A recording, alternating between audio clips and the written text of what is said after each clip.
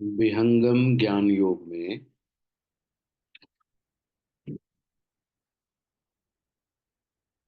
हम सभी लोग ज्ञान के उस प्योरेस्ट, सबसे प्योर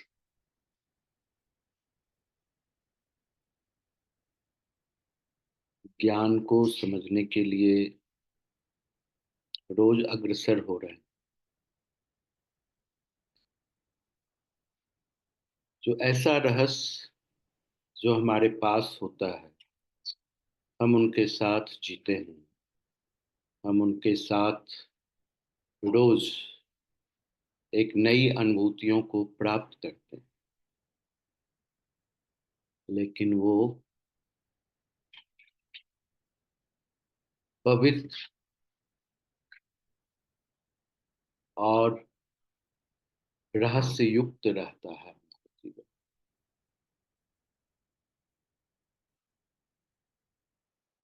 ऐसे ही गूढ़तम ज्ञान में से हमने अभी तक काली का ज्ञान अनुभव,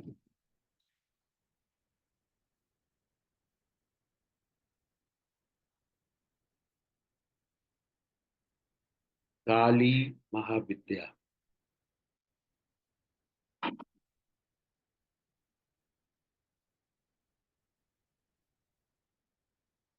वो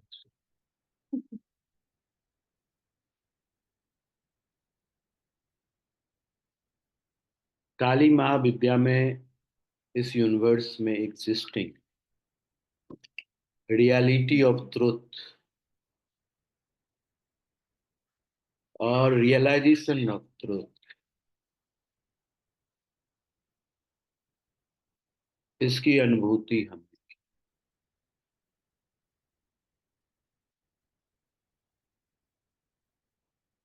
फिर हमारी दूसरी महाविद्या, जिसको तारा कहते हैं, उसके संदर्भ में हमने जानकारी हासिल की। तो आप में से कोई बता सकते हैं, तो कौन सा सीक्रेट नॉलेज तारा रिवील करती है? बताएं। Will power. Hmm. Patience. Will power. करुणा।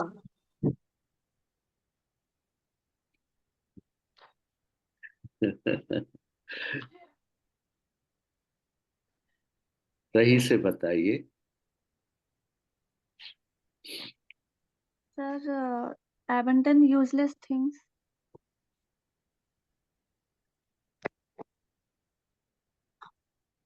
ऐसे कंपैशन सर।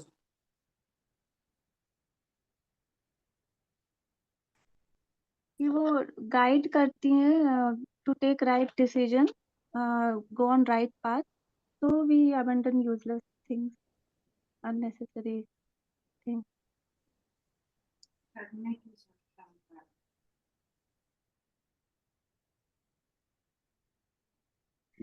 सर, तारा जो आपका जो भी आप मैनिफेस्ट करते हो को एक शेप देती है और उसे फिर हमें एक्शन में बदलती है। जो हम कहते हैं कि हमारी कल्पना है, उसको वो एक आकार देकर हमें आगे बढ़ाती है। यानी कि तारा जो विजडम ऑफ चाइल्डहुडनेस है, जो बचपना में जो ज्ञान होता है ना बच्चे का, कि सब कुछ मेरा ही तो है। वो औरतों में फर्क नहीं कर पाता कि ये मेरी माँ है, ये किसी और की माँ। समझ रहे हैं बात? ये जो विजडम है कि जिस किसी भी एज में आप इस तरह के भाव को पैदा कर लेते हैं कि जितना भी पुत्र है वो सब आपके पुत्र हैं, इस तरह के भाव। जितनी भी स्त्रियां हैं वो आपके मातृभाव में हैं, माँ की तरह है। एक स्त्री को आप कष्ट पहुंचा रहे हैं तो संसार के समस्त स्त्रियां को कष्ट पहुंच रही है। ये आपका तो कुछ है ही नहीं, बस आपको निश्चल होना है, प्योर होना है। कोई एक्सपेक्टेशन नहीं है बच्चे को। इवन उसको ये भी ज्ञात नहीं कि उसको भोजन मिलेगा कि नहीं मिलेगा।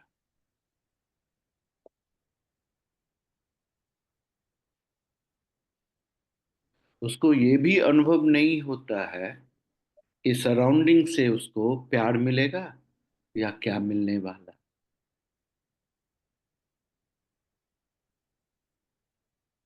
समझ रहे हैं बात? यानी कि जब कोई बीज प्रस्फुटित होता है, अंकुरित होता है, और अंकुर से पौधा बनने की जो प्रक्रिया है वो तारा का है। इसीलिए बच्चे आपके आंखों का तारा हो जाते। कभी सुना है ये मुहावरा? हम्म।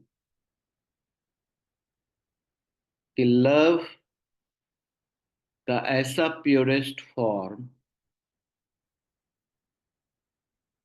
जिसमें कुछ भी लिया नहीं जाता, सिर्फ दिया जाता।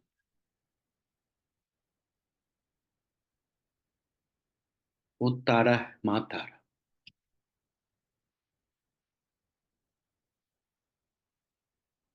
समझ में आ गई बात? फिर हमने तीसरा महाविद्या को अनुभव किया, वो सोडसी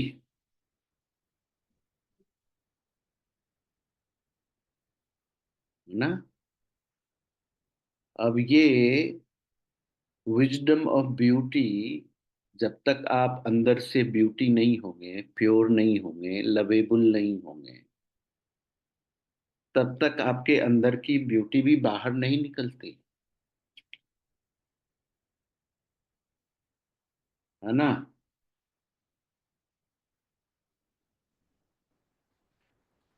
ये दो तरह के विजडम को देता है। द रियलाइजेशन ऑफ एग्जिस्टेंस कि मैं हूं, लड़का हूं, लड़की हूं, मैं हूं, I am. And wisdom of beauty, सौंदर्य का जो अनुभूति है, जो ज्ञान है, कि दुनिया के हर एक चीजों में सौंदर्य का अनुभव कर लेना, वो सोडसी। और द पावर ऑफ यूथ, है ना, the eternal strength of youthfulness, इसकी जो क्षमता है वो सोडसी प्रदान करती है। इसको त्रिपुर सुंदरी भी कहते हैं। इसके भी हम तरह तरह के, किस तरह से अपने जीवन में प्रकट कर सकते हैं, इसके बारे में हम लोगों ने चर्चा किया। फिर चौथी शक्ति जो थी हमारी, फिर मस्तिका। अब जब हम लव को समझते हैं, ब्यूटी को समझते हैं, तो फिर हेड की क्या जरूरत? तो आपका ग्रोथ हेडलेस स्टेट में होता है, जहां से आप, यानी कि accepting the surroundings as it is. Head modify करता है। हेड जो है चीजों को वैसी अवस्था में स्वीकार नहीं करने देता,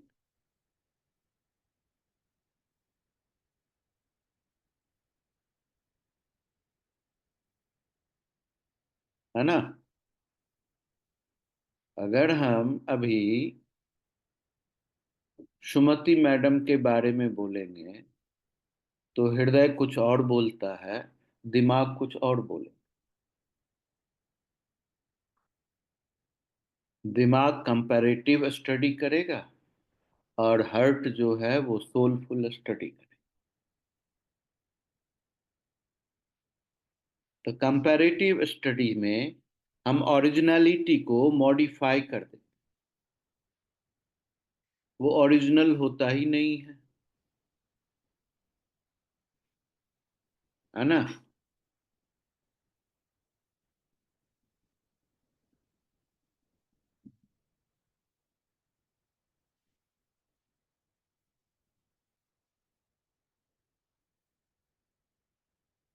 तो इसमें कौन सी पावर हमें जनरेट होती है छिन्न मस्तिका में? Wisdom of compassion, carrying, loving, sacrificing, ये सारी चीजें। फिर उसके बाद हमने पांचवी महाविद्या भैरवी,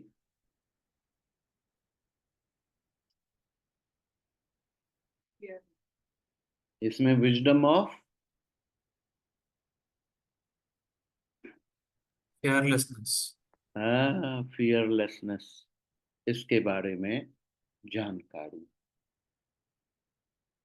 अब हमारा सातवां महाविद्या जिसके बारे में हम लोग चर्चा करेंगे, ये महाविद्या का नाम है धूमावती। आप लोगों ने कभी इस महाविद्या जो सीक्रेट नॉलेज ऑफ यूनिवर्स है इसके बारे में सुने हैं आप लोग? मेरे गुरु जी कहते थे कि ये एनर्जी जो है इट एग्जिस्टेड बिफोर काली और एक इंडिपेंडेंट एनर्जी है जिसमें कोई शिव नहीं रहता। बहुत सही, बहुत सही। और कुछ ट्रेडिशंस में ऐसे कहते हैं कि उन्होंने शिव को ही खा लिया पूरा। हम्म।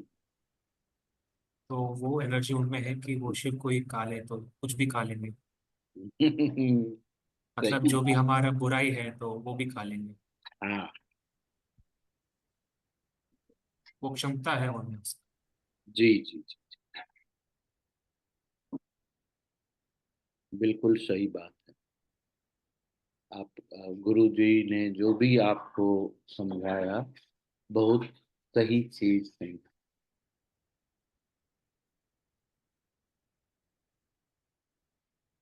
और कोई?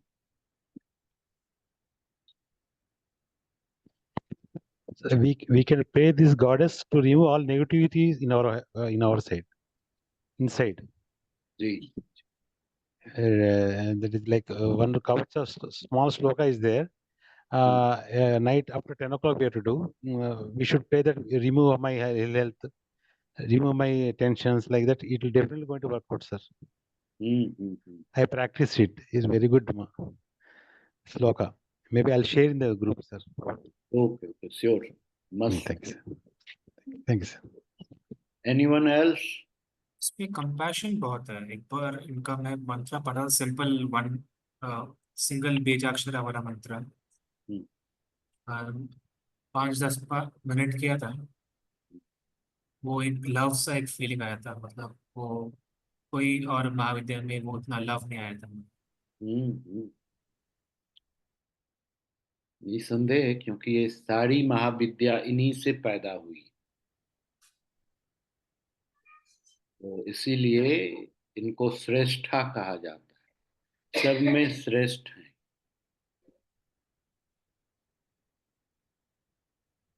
Sir, wisdom of purity and calmness. Wisdom of purity and calmness.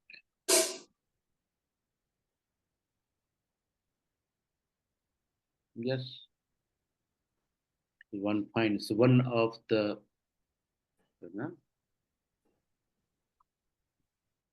wonderful qualities of Dhumavati. It make you to stay in peace, stay in calm, and with that calmness, you maintain your purity. So if you are pure, then only you are calm. If you are impure, then you can't be calm. तो ये अच्छा qualities है, very nice. और ये कुछ जो बताते जाएं। अ, धूम, वो स्मोक होता है। वो स्मोक शायद वो माया को कंट्रोल करता है, तो उस माया में वो प्रोटेक्ट कर देती है हमारे अंदर, एक स्मोक क्रिएट करके एक बैरियर जैसा। They'll protect us from the external threats. हम्म। एक तांत्रिक अटैक्स, प्रेत पिशाच वगैरह, उनके सामने वो दिखेंगे नहीं, आप वो स्मोक के अंदर रहेंगे। हम्म।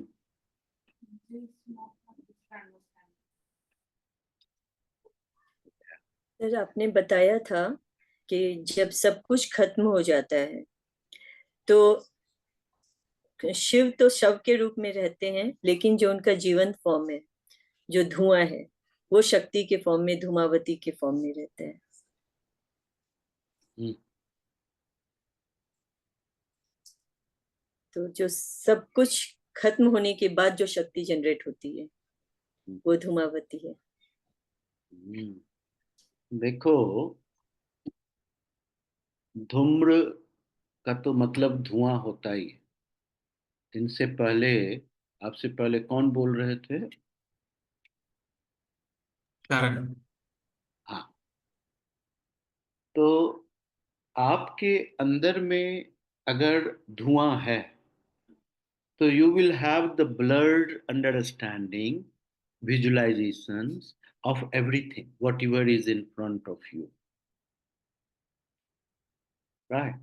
But the Dhumavati, what she does, she removes the blurring and gives the clarity.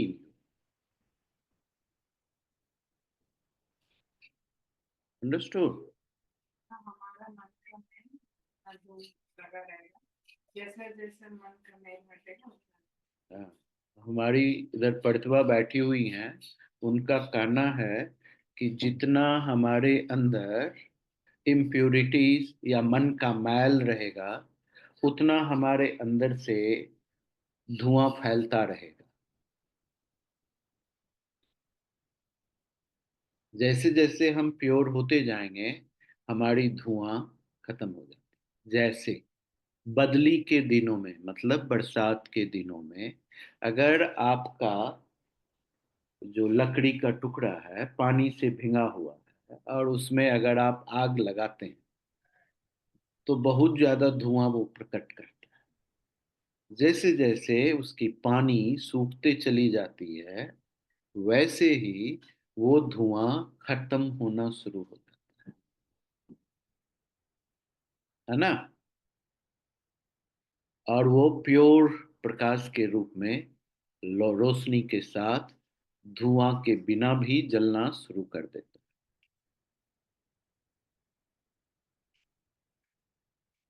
बहुत सही। और कोई कुछ नई बात? Sir, you mentioned about purity and impurity, sir. I mean, few seconds back. That is all comes from the thoughts, right? What we generate, hmm. and with respect to the emotions, where it cling or where it attach. Hmm. If we have a control in that space, the moment we generate the thought and what kind of emotion it is attaching. You see, we are jivant people, lively human. Mm. And in this perspective, we have to understand this Mahavidya. And if you are talking about the originality of this Mahavidya, so this is the stage beyond the Sunya, Yes. before Sunya.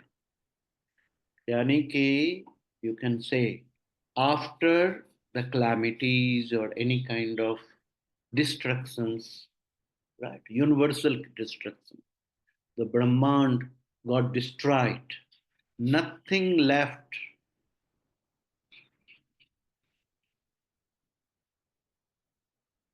There Kali lives.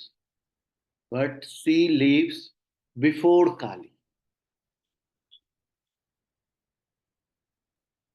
So complete empty state. There is nothing exists there. So this is the power of emptiness, Dhumavati. That's reason she is called Alakshmi. Right? So in this state, if you are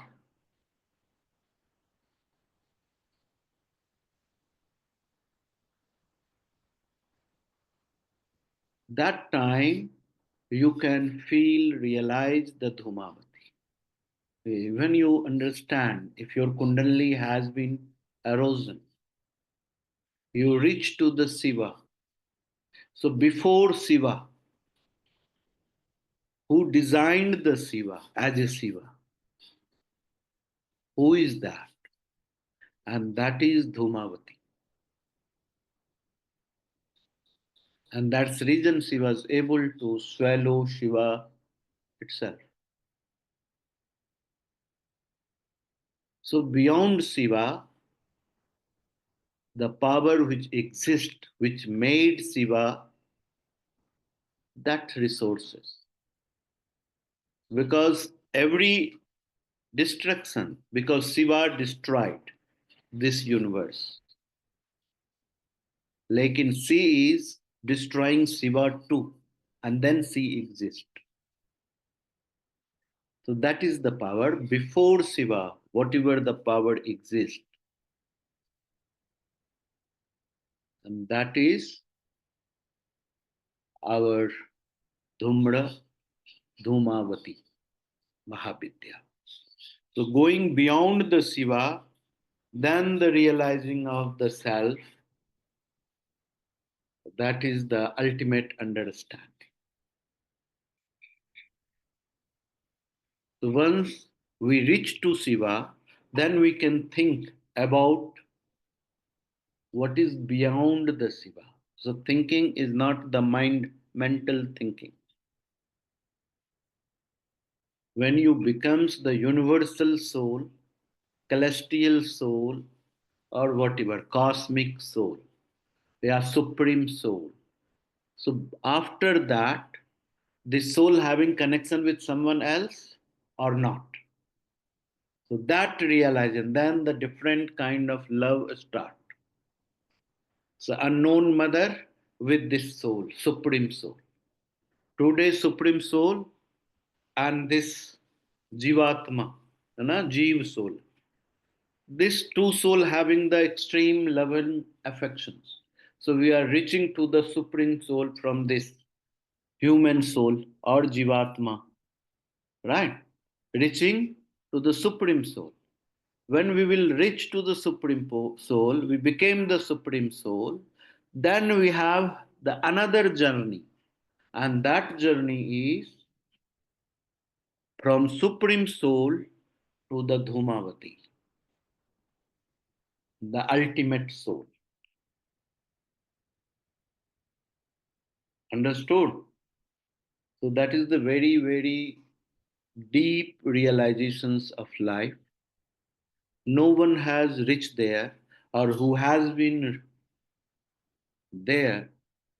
So not having the word, term, situations or mind to explain or express the wisdom. Whatever we are understanding, whatever the granth we are going through, these all are experienced understanding of some powerful soul. Right? So many things has not been explained through that because that explanation or understanding of only one soul is not for every soul. So we all having the special journey, a special understanding, a special realization, a special path. During this path, any kind of obstacles are unable to find the right path, then the Dhumavati occurs and removes the ignorance and blurredness of our visions and make us to move in a clarity. That is the power of Dhumavati. जो हम सब आदमी को समझना है ना। हमारा उद्देश्य ये नहीं है कि हम जीवन की तमाम सांसारिक गतिविधियों को छोड़ें और छोड़ करके और हम किसी पहाड़ के गुफा में जा करके मंत्र जाप ध्यान पूजा पाठ करें। ऐसी विचारधारा नहीं है। हमारा इस विहंगम ज्ञान योग का उद्देश्य है कि संसार को चलने वाला जो एक्सट्रीम विजडम है, जिससे ये संसार, जिसको हम विजुलाइज कर पा रहे हैं, सुचारू ढंग से कैसे चल सकता।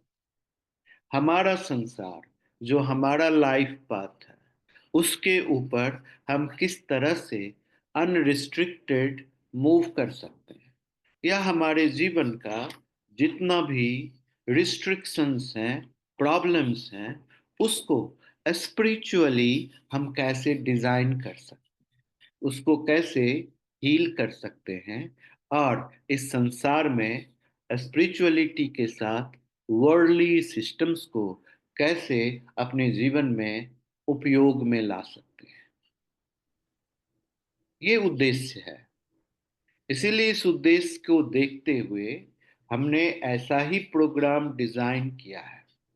जैसे अगर आप धूमावती के ग्रंथ को पढ़ेंगे तो धूमावती का तो मंत्र का उच्चारण करना भी बताया गया है कि उससे अशुभता आती है, कि धूमावती को अलक्ष्मी कहा गया है, अशुभता का द्योतक माना गया है, दरिद्रता का द्योतक माना गया है, जीवन के तमाम चीजों के एम्प्टीनेस का द्योतक माना गया है, विधवा स्वरूप में दर्शाया गया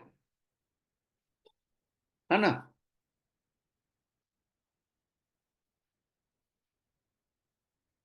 अगर आप उनके स्ट्रक्चर को देखें तो उनका रथ जो है, जिसमें कोई भी घोड़ा नहीं लगा हुआ है उसको चलाने वाला,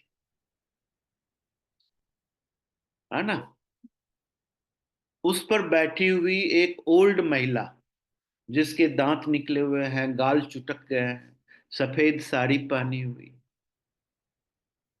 एक हाथ जरूर वर मुद्रा में है, एक हाथ में सूप है। आप लोग सूप को जानते हैं क्या होता है? जिससे कि इम्प्योरिटी, अनाज के इम्प्योरिटी निकालते हैं, कुछ भी अनाज सूप। तो इंस्ट्रूमेंट है, जिस उसको बोलते हैं यंत्र। जो यंत्र आपके अन्न का इम्प्यूरिटीज को निकालने में सहायता प्रदान करता, यानी कि जितनी भी चीज आप ग्रहण कर रहे हैं उसकी सारी इम्प्यूरिटीज धूमावती निकाल देती, यानी कि डिपॉइजनिंग करने का काम करती, डिटॉक्सिफिकेशन कर देने का काम करती, इम्प्यूरिटीज ही नहीं रहने देती। जैसा अन्न वैसा मन। अगर आपका अन्न प्योर है तो मन भी प्योर हो जाता है। तो जैसे ही मन प्योर हो गया तो आप आध्यात्मिक हो गए। आध्यात्मिक होने के लिए लाखों जाप माला पहनने का जरूरत नहीं है, जाप करने की जरूरत नहीं है, मंदिर जाने की आवश्यकता नहीं। आध्यात्मिक होने के लिए अधिआत्म होना की जरूरत है, अपने आत्मा का अनुकरण करने की। और प्योरेस्ट फॉर्म आत्मा का है, तो सीधे धूमावती प्योरेस्ट फॉर्म को इंडिकेट करती, तो प्योरिटी लाती। समझ में आ रही है बात? क्या खासियत है धूमावती का, यही उठेगा नहीं।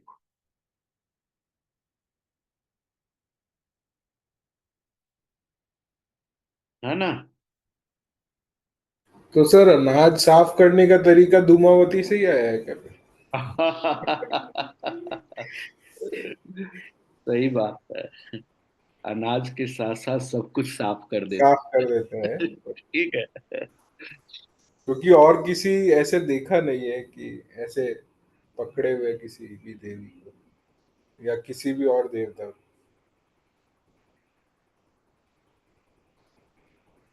धूमा का बहुत मतलब है।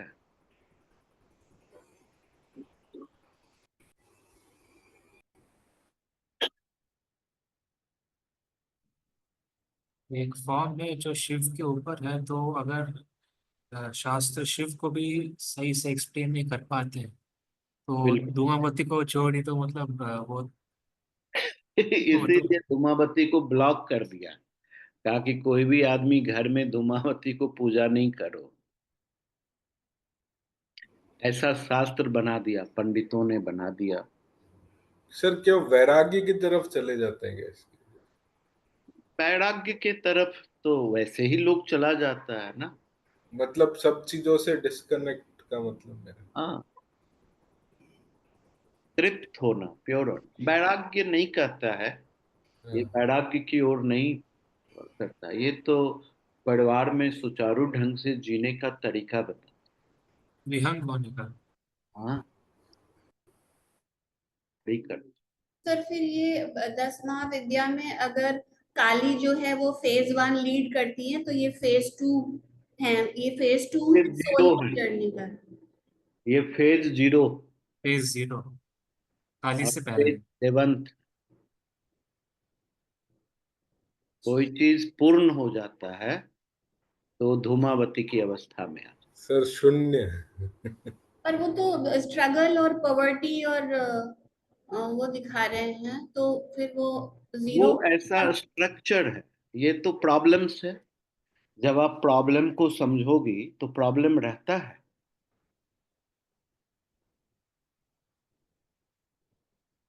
ये जितने भी उनके बारे में बताया गया है,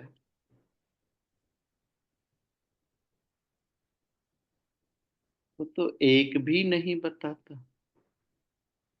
वो तो वेदांत से भी परे है। हाँ, बिल्कुल सही। वेद से भी ऊपर। नहीं, वेद के ऊपर वेदांत है, वेदांत के ऊपर धूमावती है, ऐसा है। यस। इसमें भी हमारा डेफिनेशन ऑफ ब्यूटी है माइंड से है।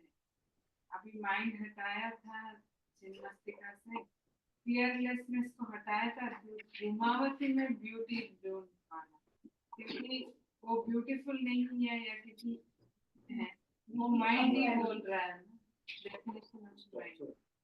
तो बिना स्ट्रक्चर, बिना किसी तरह के मतलब ब्यूटी। बिल्कुल सही कह रही हैं आप। ये लेटिंग गो है sir, letting go of everything. ये तो बिना माइंड वाला चीज है, इसमें माइंड क्यों लगा रही है? तो चिन्ह मस्तिका में तो माइंड खत्म हो गया है, फिर धूमावती में फिर कहाँ पहुंच। माइंड खत्म हो गया, हार्ट हृदय भी से डर, डर खत्म हो गया। अब दोनों जब हट गया, तब धूमावती को सुंदर ढंग से देखो ना। अपने दिमाग से क्यों देखना है कि वो कुरूप है कि अच्छा है? सुंदर ढंग से देखो धूमावती। अब हम माइंड और हार्ट दोनों हट गए, हाँ। वो तो उससे परे है। ठीक है। तो अब कैसे सुंदर ढंग से है धूमावती, इसको समझिए। धूमावती का मतलब क्या होता है?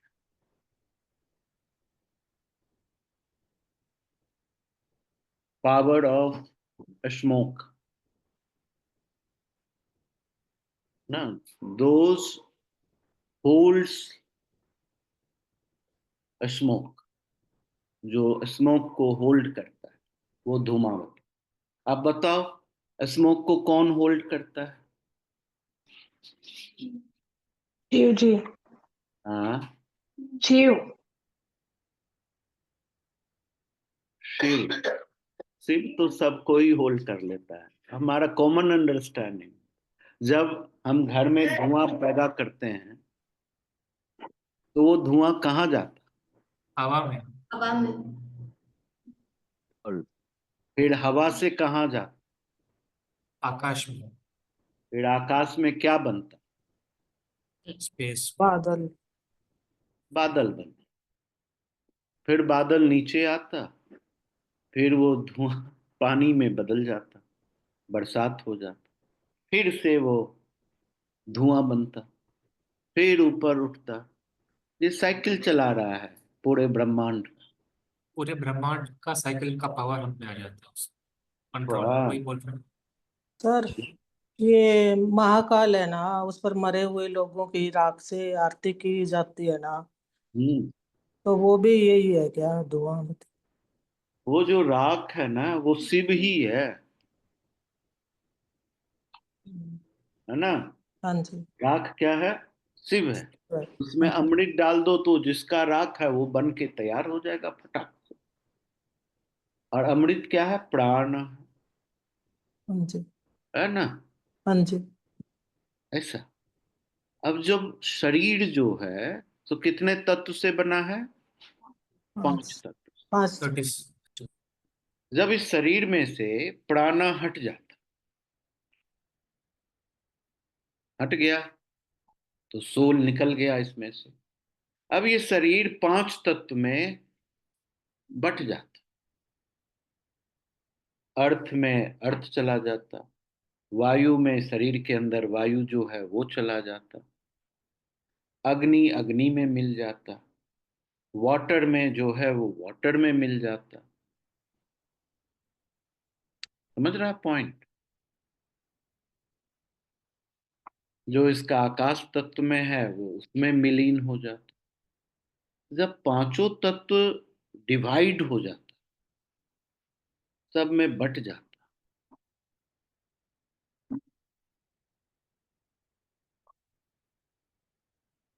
तो फिर क्या बचता? जो बचता वो दिख नहीं रहा, वो धूमावती। और उस स्टेज से फिर उस सोल को न्यू एक्टिविटीज के लिए तैयार कर दिया जाता। बस वो स्टेट धूमावती का, जिसके बाद क्लैरिटी नहीं है कि what is next. Empty state. प्रकृति का चीज प्रकृति में मिल गया, ईश्वर का चीज ईश्वर में मिल गया, फिर जो लेफ्ट हो गया, जो एम्प्टीनेस लेफ्ट हो गया, वो एम्प्टीनेस को फिर से रिडिजाइन कर देना, न्यू एक्टिविटीज के लिए, न्यू रोल के लिए। फिर उस एम्प्टीनेस में सोल पैदा होगा, फिर वो ट्रांसफॉर्म होगा, फिर वो न्यू ड्यूटीज के लिए तैयार। ऐसा ऐसा ही काम है। तो सर रथ इसी के लिए है क्या, नेक्स्ट जर्नी? हाँ हाँ हाँ, ठीक है। क्योंकि और किसी के तो रथ है नहीं।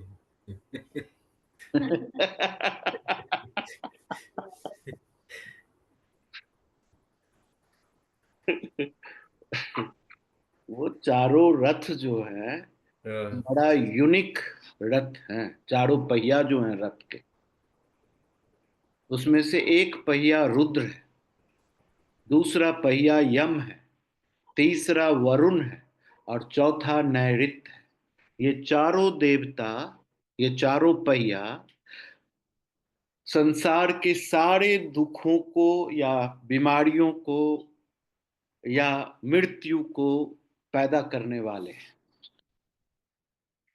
जिसके ऊपर वो बैठी। क्या क्या है चारों?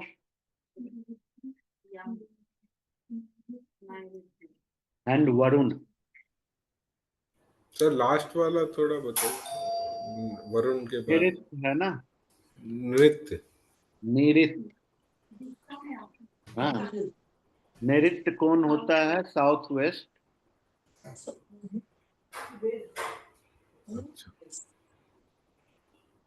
डायरेक्शन नैऋत्य सर। नैऋत्य का मतलब होता है release yourself, what ever you don't want. जो आपको नहीं चाहिए रिलीज करो। तो जब आदमी कहता है कि मैं जी करके क्या करूंगा, और मरना ही चाहिए, हे भगवान इससे अच्छा मृत्यु दे देते, तो नैऋत्य उस समय में एक्टिविटीज में आया कि अब ये रिलीज करना चाहता है, इसको release. Is that the reason, sir? Based on Vastu, they will say put the, I mean, bedroom on Nairuthi. I'm just want to, so that they are preparing us to do the same activity for. उसके साथ में वो तो सुखद जीवन भी देता है ना, सुखद दाम्पत्य जीवन देता है। उस घर में अगर उसका मालिक सोता है, घर का मालिक, तो नैऋत्य उसको सारी बीमारियों से मुक्त कर, सारी विपदाओं से दूर कर। ये भी काम है, दोनों काम है, मारना भी संभालना भी, है ना। उधर गलती करेंगे तो मार खाएंगे, और दोनों सही ढंग से रहेंगे तो संभाल पाएंगे, क्रिएटिविटी हो जाएगी, है ना। स्पेशली जो साउथ वेस्ट में जो हस्बैंड वाइफ रहते हैं ना, उसको तो कभी लड़ाई नहीं करना चाहिए, नहीं तो नैऋत्य परेशान कर देगा।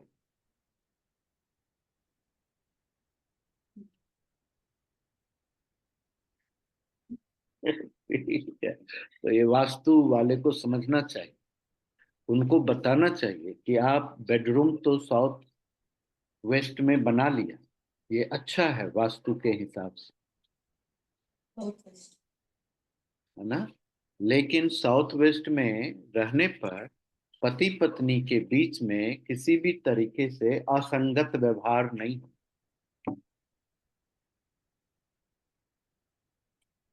लड़ाई झगड़ा नहीं होना, प्रेम में रहना, तो फिर अच्छा रहता, कोई दिक्कत नहीं। बनाने वाला सिर्फ 20% का काम है, बाकी 80% काम मुझे लड़ाई झगड़ा रोकने वाला काम, हाँ सुखी सुखी रहने के लिए। सही। सर अगर ये फेज 0 है तो ये लास्ट गॉडेस क्यों नहीं है 10 गॉडेसेस? हाँ, अगर ये फेज 0 है तो ये सारे विद्या करने के बाद आखिर में क्यों नहीं है?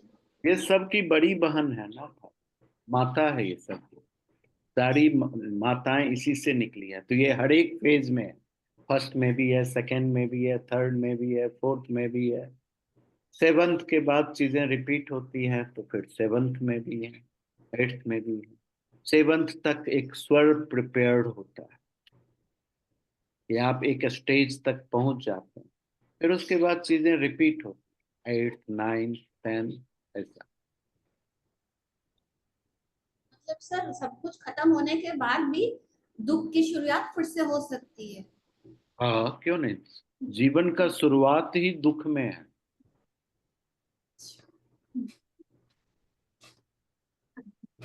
और जब दुख होगा तभी सुख होगा। जब तक अंधेरा नहीं होगा तो आप लाइट ढूंढेंगे, माचिस कहाँ रखा है, कैंडल कहाँ रखा है, ढूंढते हैं? नहीं ढूंढते।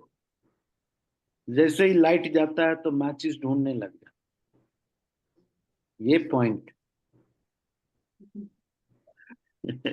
पोलैरिटीज बोलते हैं। So Yes. initially it is happiness. It's happiness. Then we'll bring sorrow into this. Then we'll find again happiness. Because the To find the knowledge ultimate is, happiness. To realize the I guess the knowledge is during the sorrow phase or post that, most of the learnings. That's why maybe it's critical. Absolutely right understanding. Both of you are right. Both have explained wonderfully. Right. So what I told earlier, if you will understand problem, difficulties, suffering, diseases, the moment you will understand, you will find the solution, and then after, no suffering, no restrictions, no diseases exist. Clarity के बाद आप Yes. The moment you are in ignorance or you are not able to understand your problems, the problems sustain, suffering sustain, a struggle sustain, and mental excitement or unpleasant state will also sustain. So this is about releasing my old patterns which bring me into struggle again and again. So it's repathing, you can say, redesigning your path, starting the things in a new way with the new understanding.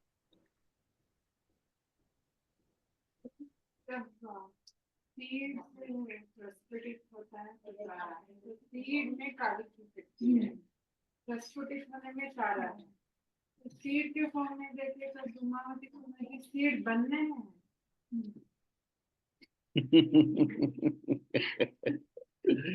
Seed को पेड़ से जमीन के बीच में पहुंचाने में शून्य है वो, जहां कोई बेस नहीं। फल में से बीज गिरने के बाद जमीन तक पहुंच, हवा के साथ सीड्स का उड़ जाना, कितने किलोमीटर तक उड़ते जाता है और फिर जाकर के उसको बेस मिलता है। किसी सीड्स को पानी में गिरा दे, किसी सीड्स को पत्थर पर गिरा देना, सभी तो अंकुरित नहीं होते। तो सीड्स है, गिर गया मैच्योर्ड होकर के डेड, लेकिन उसको एक प्लेटफॉर्म देकर के रीस्टार्ट करने का काम धूमावती करता।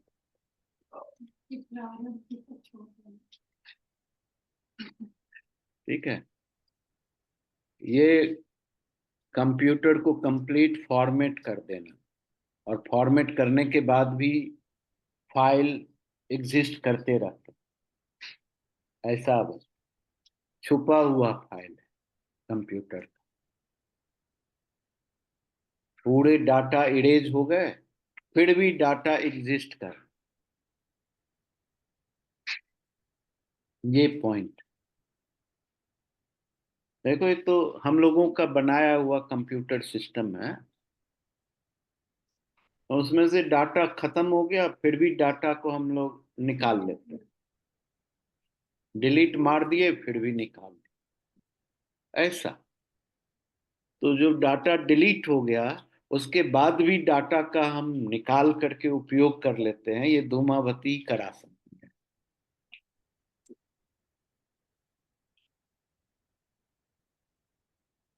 आजकल करवा रहे हैं बहुत सारे इंश्योरेंस के एजेंट, धूमावती का काम वो करेगा, है ना। जो आत्मा है उसको विदा कर देते हैं और फिर 1 करोड़ रुपया उनकी वाइफ को थमा देते हैं, ये जियो, तुम्हारे पति के जाने का सुखद अनुभूति है।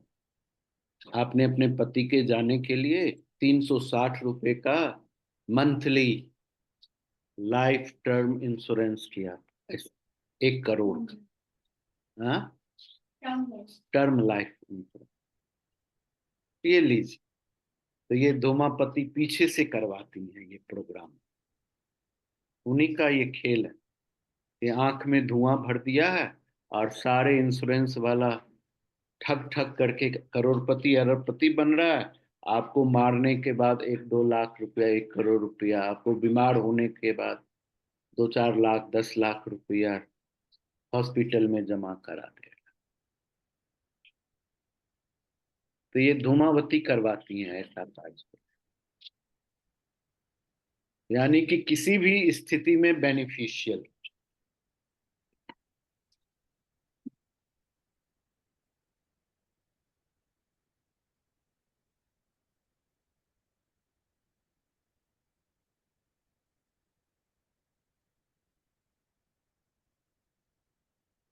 वती का मतलब होता है वाली, होल्ड करने वाली।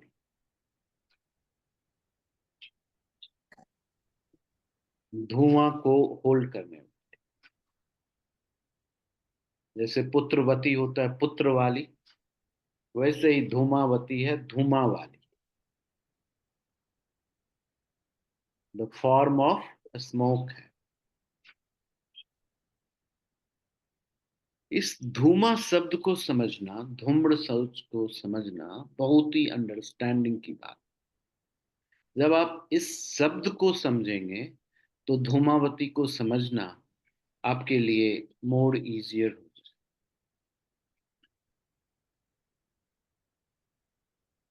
हम लोग अपने जीवन में बहुत ऐसी सिचुएशंस होती है जहां हम डिसाइड नहीं कर, क्लियर नहीं हो पाते अपने आप से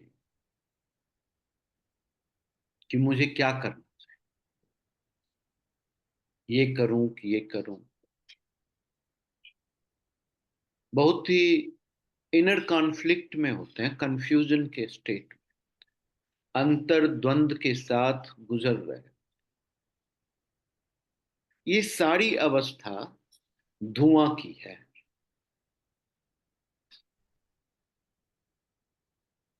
इसी नाम का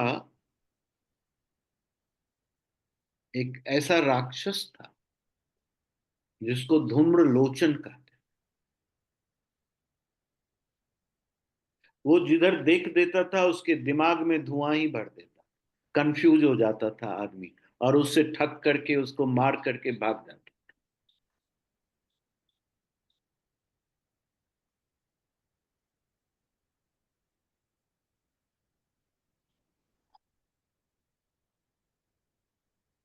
समझ रहे हैं पॉइंट? फॉगी माइंड, आपका दिमाग फॉग हो जाता है बहुत ज्यादा स्ट्रेस, टेंशन और काम करने से। सोचने समझने की शक्ति छीन हो जाती है। ये भी स्टेज में धुआं का अटैक है आपके धूम्र लोच। लेकिन धुआंवती इस स्टेज से मुक्त कर देती है, इम्प्टी कर देती है, आपको हमेशा क्लियर रखती है।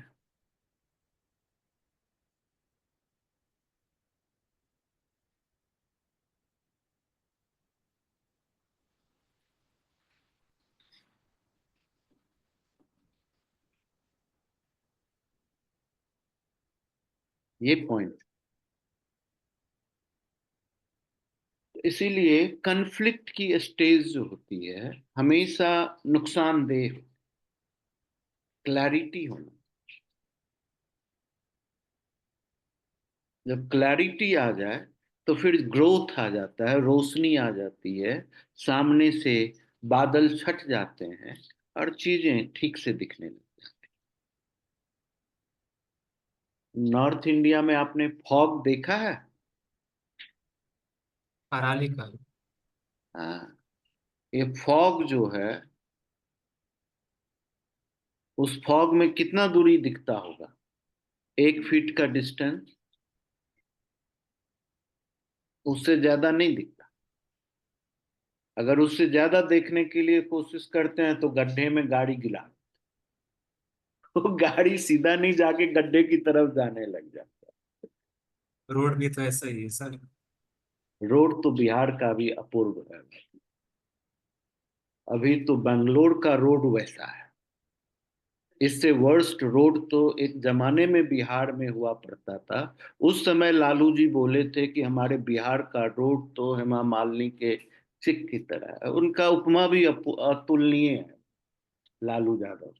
लेकिन आज तो हम देखते हैं कि अभी एक बंदे ने 15 लाख का केस दायर किया है बीबीएमपी के ऊपर कि उसकी वजह से रोज वो 8 किलोमीटर बाइक से जाता है या टैक्सी से या ऑटो से जा रहा है अपने ऑफिस। जाने और आने के बीच में जो यात्रा कर रहा है उसकी वजह से उसको सीवियर स्लिप डिस्क हो गई, और स्लिप डिस्क के ट्रीटमेंट में डॉक्टर ने उनको 15 लाख रुपए के सर्जरी का बिल दिया है। तो उसने बीबीएमपी पर केस कर दिया। तो अब हम नहीं कह सकते बिहार को रोड खराब है। अभी तो हमारा बेंगलोर का रोड खराब है। इससे वर्स्ट रोड तो हमने आज तक, हमको 32-33 साल बेंगलोर में हो गए, हमने कभी भी नहीं देखा कि इतना खराब रोड।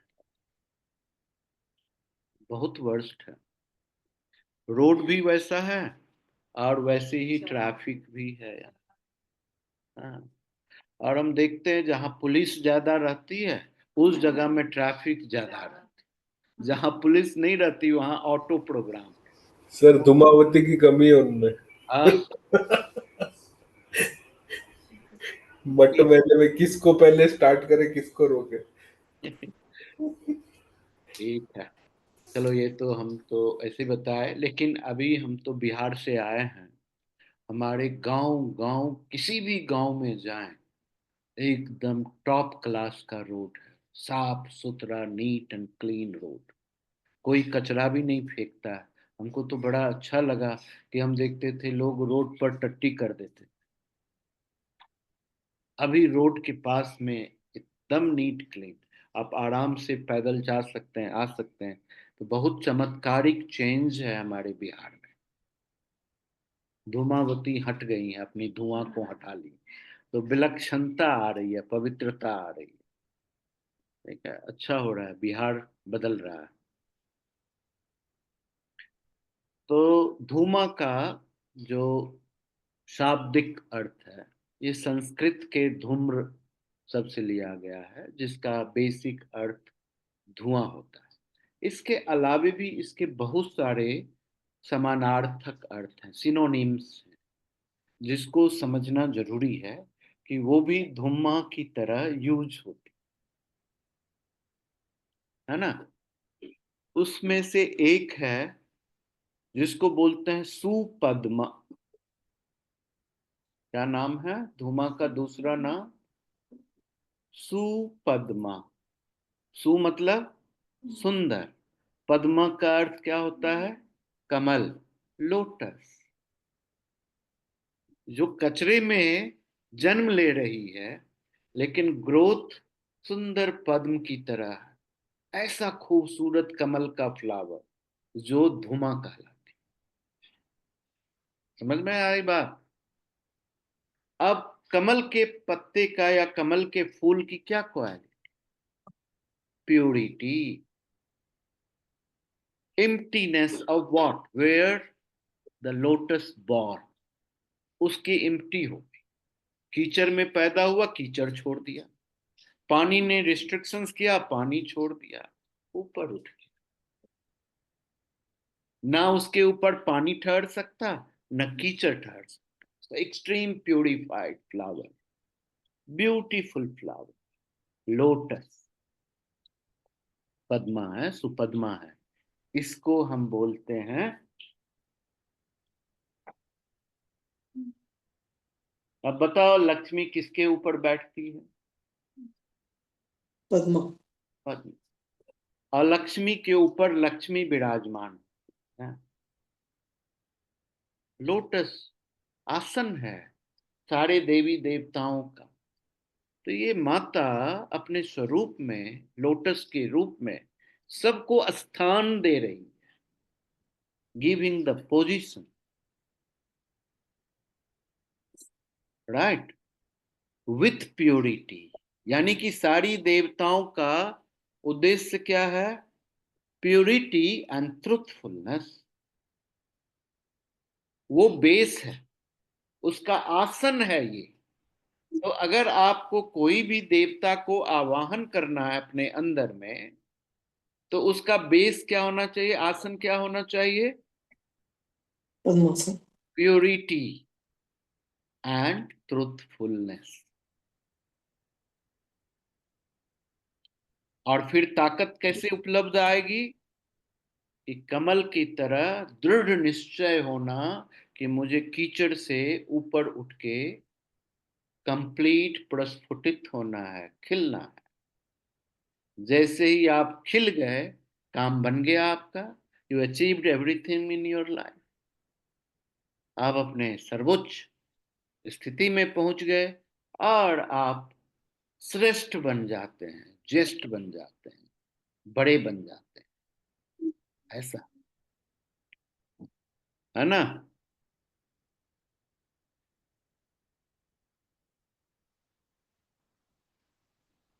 फिर दूसरा अर्थ है भद्रिका। भद्रिका का मतलब क्या होता है? एक्सेलेंट है क्या? एक्सीलेंट है। पावर जो आपको भद्र बना दे, है ना?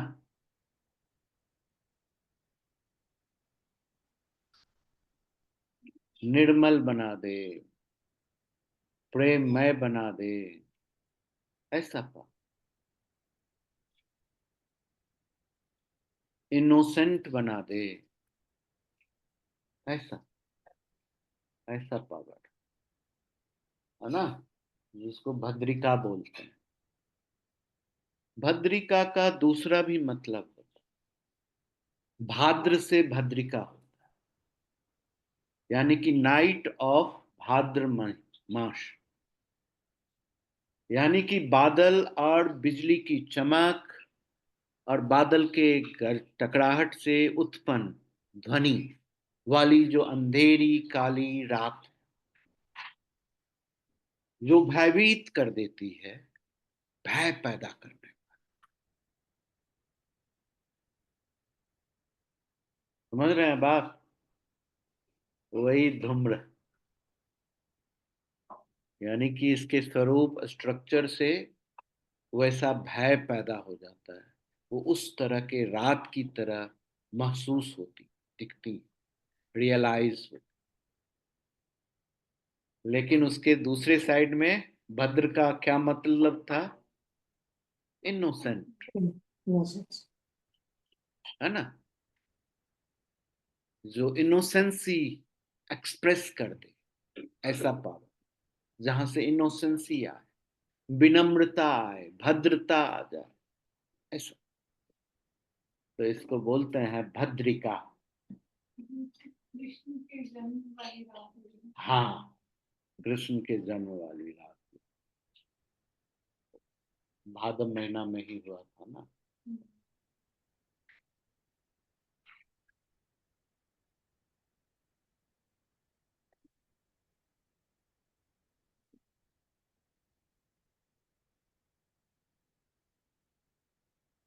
फिर धूमा का मतलब होता है पूर्ण,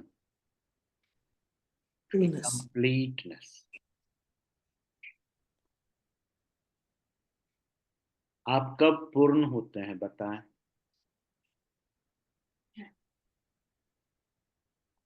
how you can define you are full? आप मतलब कंप्लीट आप पाश से बंधे नहीं होते। जब हम पास से बंधे नहीं होते। हाँ, जीवन मुक्त एक होता है, जीवन मुक्त मतलब वो पाश है बट आपको बाइंड नहीं फिर करता। जब सारी इच्छा हम्म, सर द पॉइंट, जिस समय हमें लगता है कि अब सारी इच्छाएं खत्म हो चुकी हैं, ऐसा कुछ समय आता है।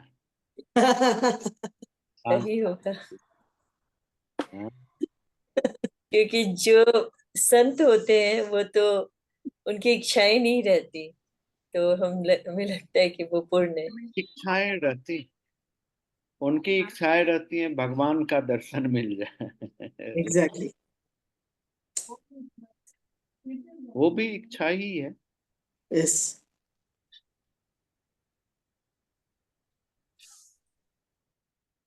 डॉक्टर साहब कंटेंटेड रहने में ये राइट अंडरस्टैंडिंग है। जब हम संतुष्ट होते हैं तो पूर्ण होते हैं, और संतुष्ट तब होते हैं जो है वो नहीं होता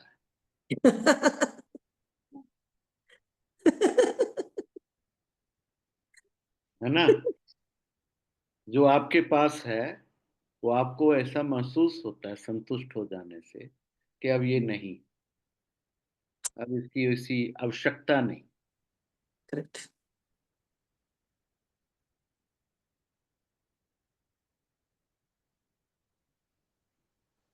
बहुत सुंदर। और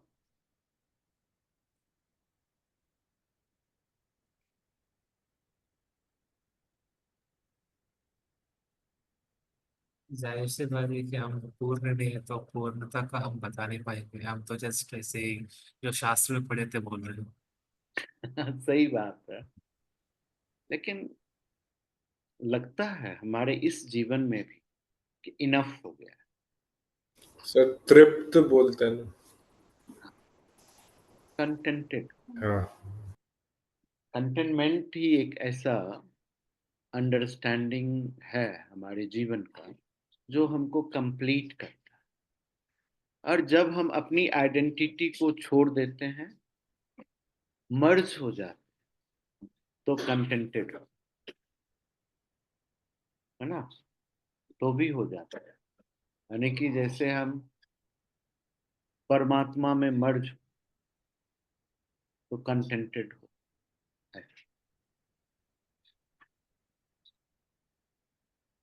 वेरी नाइस। तो ये पूर्ण जो है, धूमावती, पावर ऑफ पूर्ण, कंप्लीटनेस।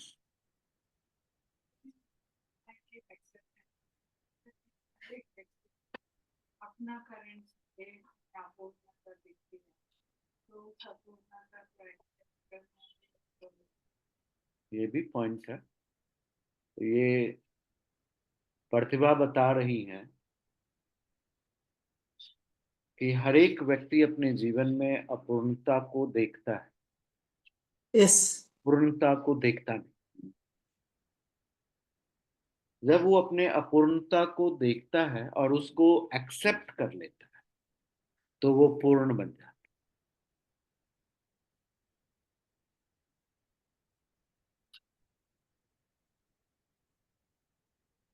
समझ में आ रही बात?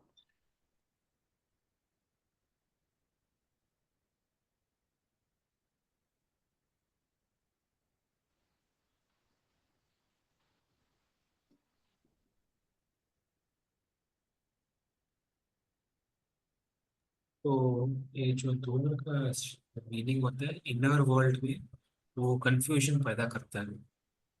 और आउटर वर्ल्ड में हम, आपने एक बार बताया था कि वो साइकिल,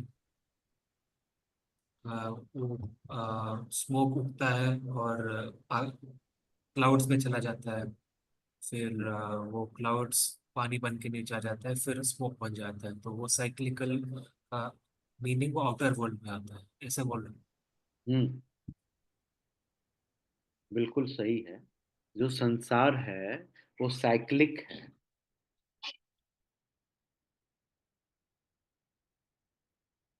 ना? संसार साइकिल में चलता है, हर एक चीज का साइकिल।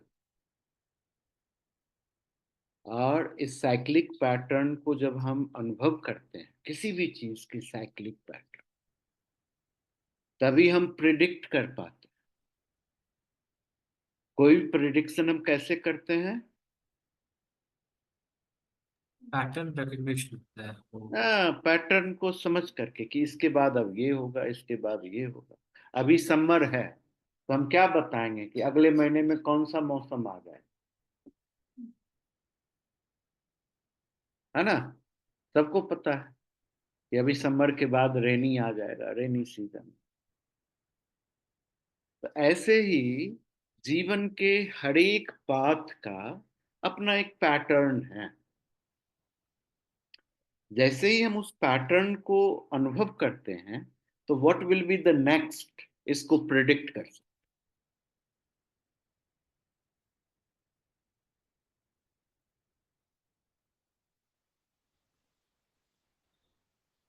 समझ रहे हैं बात? लेकिन हर एक बार ये पैटर्न में परिवर्तित होते रहता है। जैसे अभी बैंगलोर में अभी तक गर्मी चल रहा है और बरसात ठीक ढंग से शुरू नहीं। किसी दिन बहुत हो जाता, किसी दिन 2 4 10 दिन रहता ही नहीं, है ना? अभी बैंगलोर में बरसात आ जाना चाहिए फुल फ्लेज, हर एक दिन 4 बजे में बरसात हो ही जाना, लेकिन बादल लगता है लेकिन हो नहीं पाता।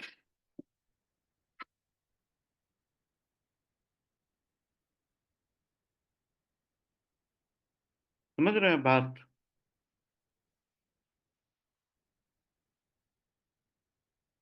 सर एक डाउट है सर। डाउट? धूमावती पूर्णता को सिंबलाइज करती है, हाँ, सो पूर्णिमा भी कंप्लीटनेस है, तो धूमावती को पूर्णिमा में ही वर्शिप करना है ना सर? कल की पूर्णिमा जो थी हाँ वो धूमावती की पूर्णिमा थी। कल हम बताए थे, कल ज्येष्ठ पूर्णिमा है और हाँ। धूमावती को ज्येष्ठा कहा जाता है। अच्छा। कल कल कल हम लोग पूर्णिमा के ध्यान में इस बात की चर्चा किए थे। बट मामूली अमावस्या में ही उनका वर्शिप होता है ना सर? सब कौन कर दिया? वर्शिप तो वर्शिप है, कभी भी होता है, इसमें इतना क्यों दिमाग लगा? कुछ वर्शिप में हिंड्रेंस नहीं होना चाहिए।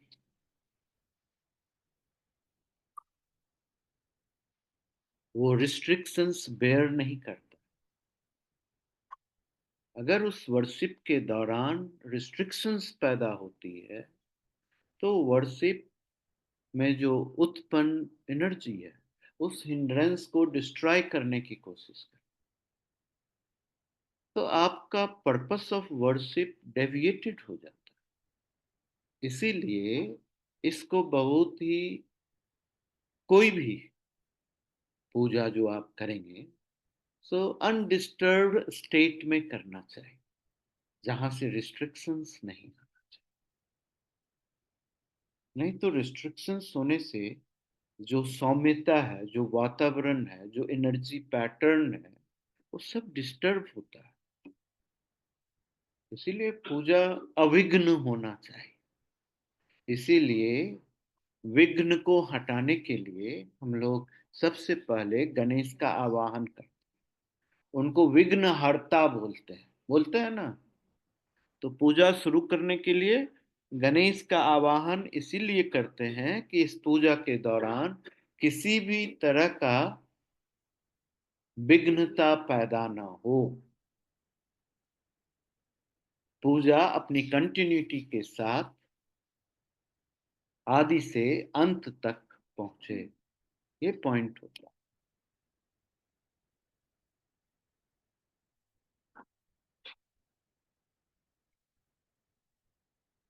हाँ, ये पॉइंट हमको समझना है। और अलग मीनिंग है धूमावती। अगर हम भूमि शास्त्र के हिसाब से देखते हैं तो धूमा एक ऐसा भूमि का जगह, मतलब स्थान होता है जहां पर आप टेम्पल बना सकते हैं। ऐसा भूमि जहां टेम्पल बनाया जा सके उसको धूमा बोलते हैं। धूमा स्थान यानी कि टेम्पल, मंदिर बनाने वाला जगह, स्थान, भूमि को धूमा बोलते हैं।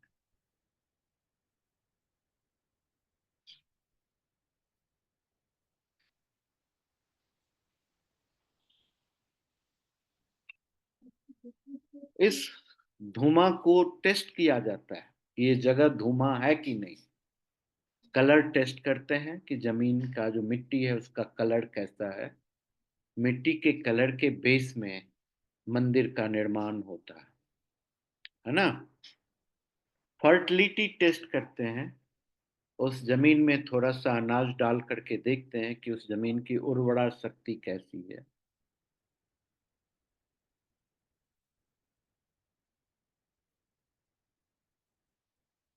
अगर अच्छे से अंकुरित नहीं होता है तो वो जगह में मंदिर कभी भी नहीं बनता।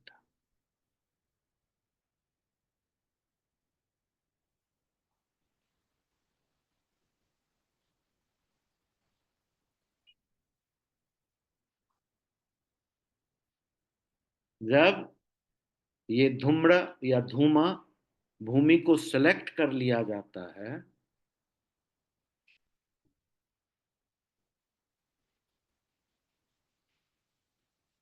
तब आप उस जगह में मंदिर निर्माण करने के लिए भूमि से परमिशन लेते हैं कि तुम्हारे ऊपर हम ये टेम्पल बनाने जा रहे हैं, या गृह गृह निर्माण के लिए धूमा जमीन का होना आवश्यकता नहीं है ना। उसके लिए भी टेस्ट होता है। उसकी भी मिट्टी सफेद नहीं होनी चाहिए, भूरी नहीं होनी चाहिए। जब जिस जगह में आप घर का निर्माण करते हैं उसके सेंटर में गड्ढा खोद करके मिट्टी निकाल और फिर उस मिट्टी को भर दें। जो मिट्टी अगर शेष बच जाता है ऊपर में तो वो जगह गृह निर्माण के लिए अच्छा। अगर सारी मिट्टी अंदर चला जाता है और गड्ढा फिर भी बचा रह जाता है तो इसका मतलब है कि ये गृह के लिए ये जगह उचित नहीं। ये टेस्ट करना जरूरी होता है ना, वो क्या काम करने के लिए जा रहा है।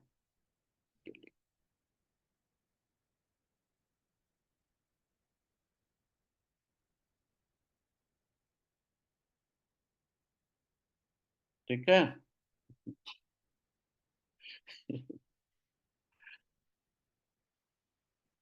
फिर उसके बाद धूमा का और अर्थ है।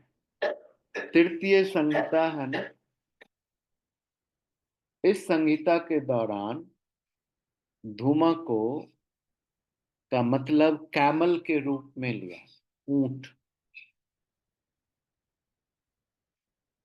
ऊंट जो है तो किसी भी तरह के मृग तृष्णा में ट्रैप नहीं होता। हम सब आदमी वहां के धुआं में फंस जाते हैं कि दूर से लगता है कि वहां जरूर पानी हो, लेकिन ऊंट जिसको धूमा कहा गया है, धूम्र कहा गया है तैत्तिरीय संहिता में, उसकी ये एबिलिटी होती है कि उसको कभी भी मृग तृष्णा नहीं, सक्षम, क्लियर हो, आनंदित हो जाता है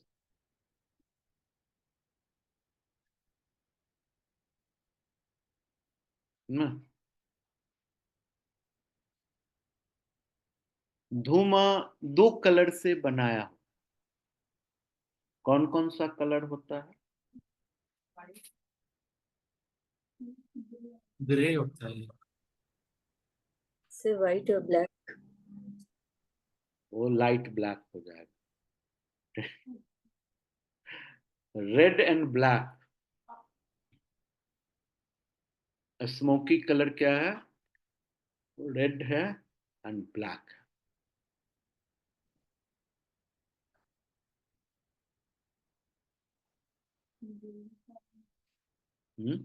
देवी ने हम सामने टाइप कर रहे थे, हमने रेड एंड ब्लैक टाइप किया तो व्हाट्सएप में ग्रे कलर को लिखा है।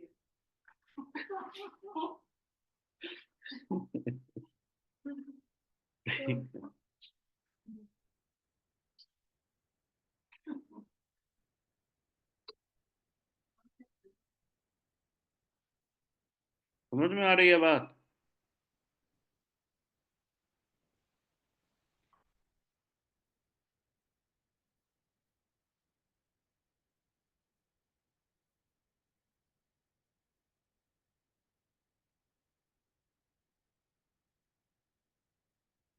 अब ये रेड और ब्लैक का भी बहुत बड़ा इंपॉर्टेंट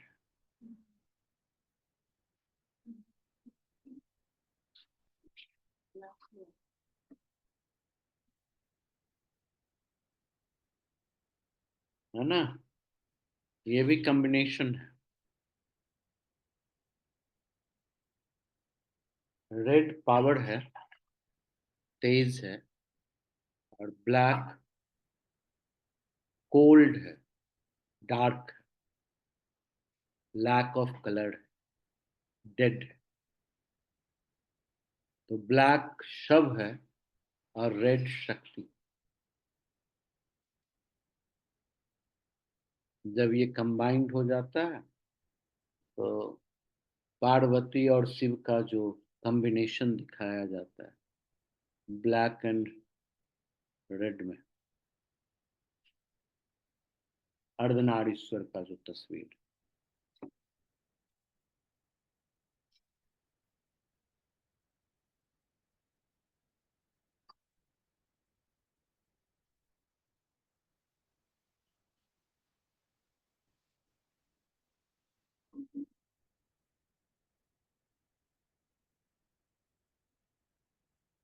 अगर हम क्वालिटी पॉइंट ऑफ व्यू से देखते हैं तो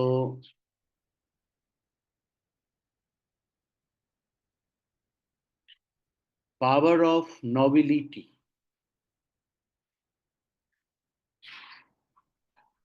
जो पैदा होती है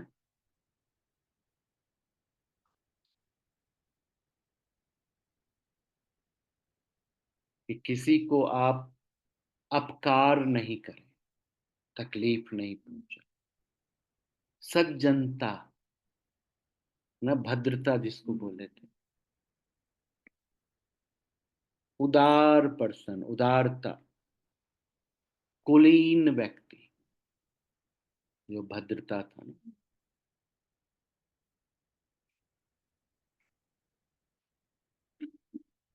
त्यागशीलता, जो छोड़ दे, खुशी खुशी छोड़ दे,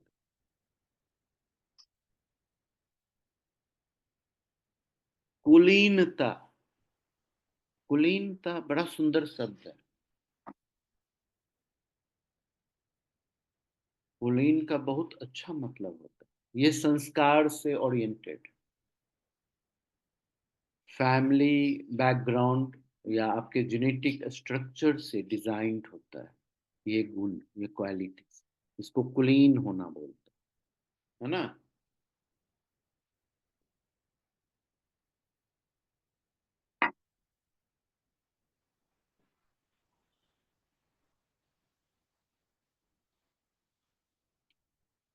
जनरस होना, नोबल होना, नोबिलिटी, कुलीनता का मतलब नोबिलिटी, नोबल होना को बोलता है।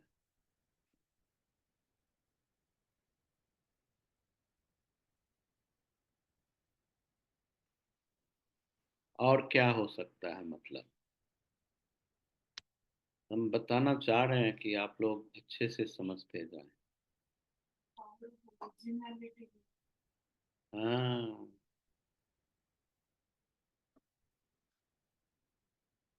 शिष्टाचार, जो आप पूर्णता में हैं, अपनी ओरिजिनलिटी के साथ में हैं,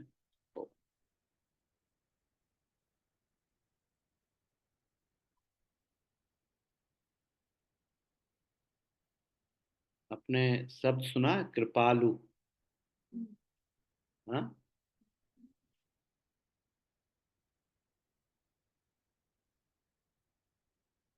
जो कृपा करते, आपने अपने प्रॉब्लम को बताया और उसने कृपा करके आपके प्रॉब्लम को हटा दी।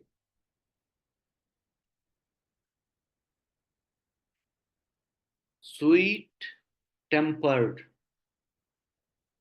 स्वीट टेम्पर्ड को आपने देखा है, कोमल पत्ते, उसको कोपले बोलते हैं, कोपले, कोपला, कोपल, रमणीय, देखने से जो हृदय में स्थित, नम्र,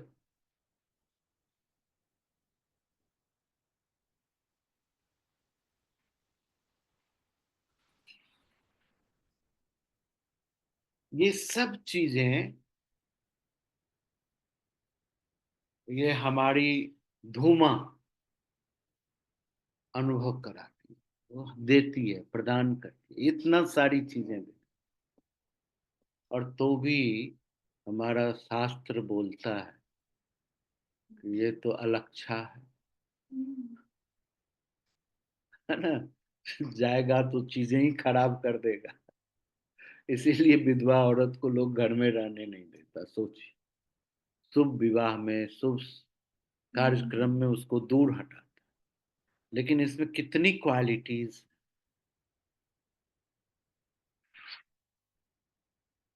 उसमें तो फुल ऑफ ऑल कलर है, सफेद वस्त्र पहने, सफेद वस्त्र, सफेद मतलब कॉम्बिनेशन ऑफ ऑल 7 कलर्स, तो सातों कलर है, उससे अद्भुत प्रतिभावान और क्या हो सकता, जिसमें सातों कलर हो, उससे लाल पीला हरा अलग अलग कलर क्या कर सकता, सारे कलर को अपने अंदर मर्ज कर लेती, इसीलिए श्रेष्ठा है। सर्ववर्ण। हाँ, सर्ववर्ण, सर्ववर्ण शंकरी ऐसा कहा गया है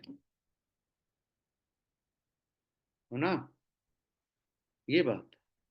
अब अब हम जब देखते हैं धूमावती को तो एक कंक्लूजन करते हैं, इतनी सारी चीजों को समझने के बाद, इतने तरह के क्वालिटीज जो पैदा करने वाली धूमावती है, तो इससे हम क्या समझ पा, एक बड़ा सिंपल स्टेटमेंट हमारा दिमाग देता है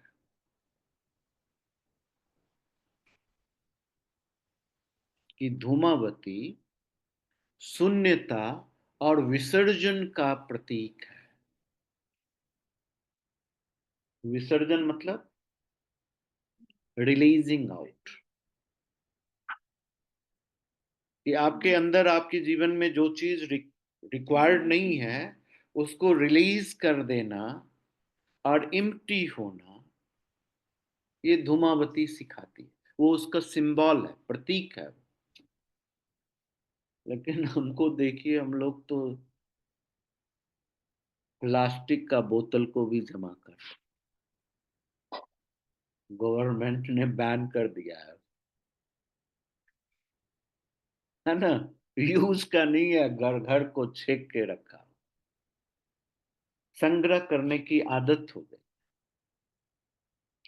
धूमावती संग्रह नहीं करना सिखाती, उपयोग करना सिखाती और रिलीज कर, छोड़ देना सिखाती, संग्रह नहीं कर। ये इस चीजों को समझाती है, सिखाती है कि इस दुनिया में कुछ भी अस्थाई नहीं है, नथिंग इज इनपरमानेंट।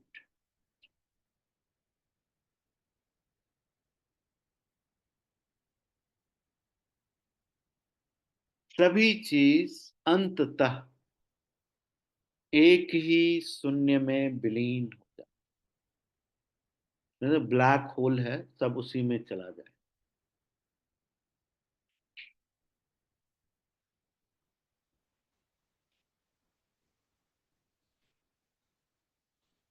समझ में आ गई बात?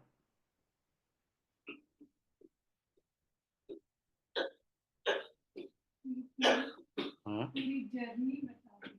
हाँ, तो इसीलिए ये बेस्ट टीचर है, धूमावती से बेहतरीन टीचर और कोई नहीं है। तो धूमावती के धूमावती पर चर्चा जारी रहेगा।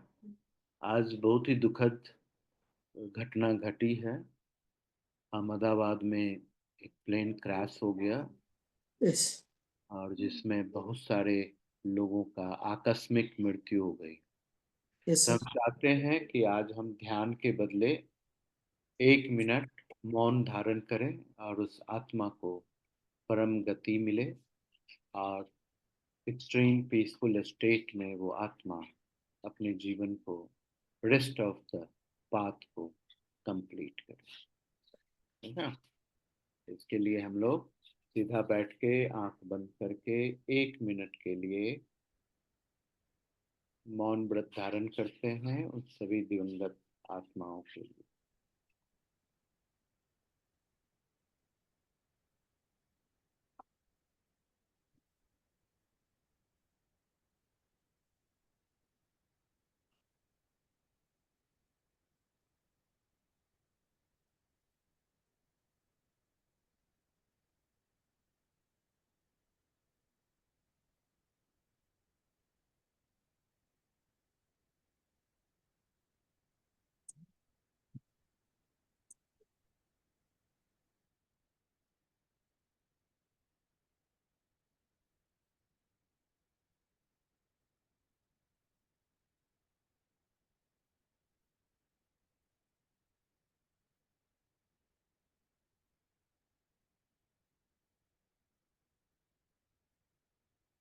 के साथ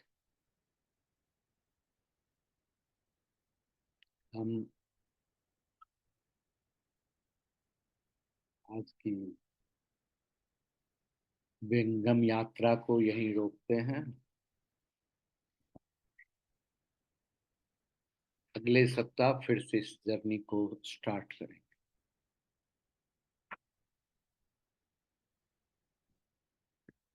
तक के लिए आप सभी लोग खूब विचार करें, खूब अनुभव करें, खूब एक्सपीरियंस करें, खूब मजा करें, सब फालतू की चीजों को छोड़ें, परमावश्यक आवश्यकता के साथ जुड़े रहें।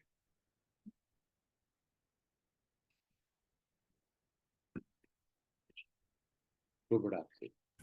जय हो सर। जय सर। प्रणाम सर। नाम sir. Ram Swami ji, sorry disturb कर दिया स्वामी जी, सॉरी स्वामी जी। जय हो, जय हो। जय हो स्वामी जी। आप डिस्टर्ब ना हो,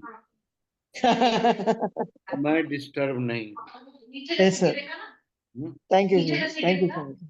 जय हो। जय हो स्वामी जी। थैंक यू स्वामी जी। प्रणाम प्रणाम।